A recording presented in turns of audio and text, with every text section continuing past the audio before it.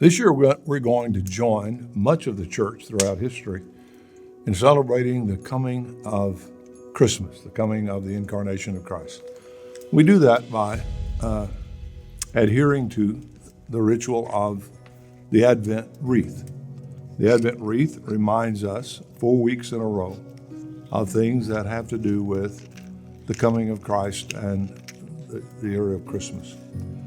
There are 4 candles that represent the 4 aspects of it. The first one is the candle of hope. I'm going to go ahead and light that. You light one each week.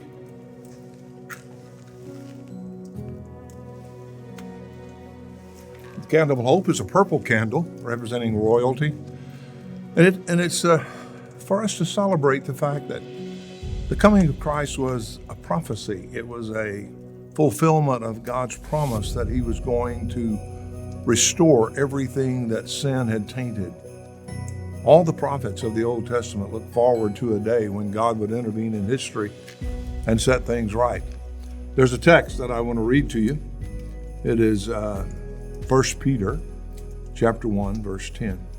Concerning this salvation, the prophets who prophesied about the grace that was to be yours searched and inquired carefully, inquiring what person or time the Spirit of Christ in them was indicating when He predicted the sufferings of Christ and the subsequent glories.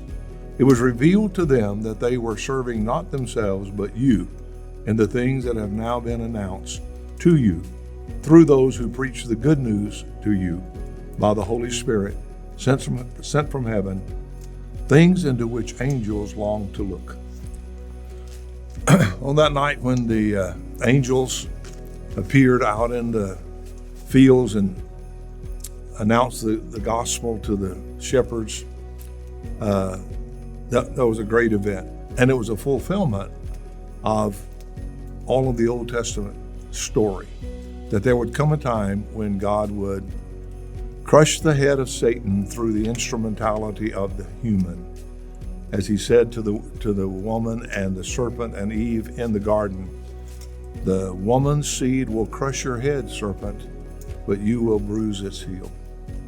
So when Jesus came, He came to fulfill the prophecy, which gives us hope that what God said He would do, He already has done, and He will complete it.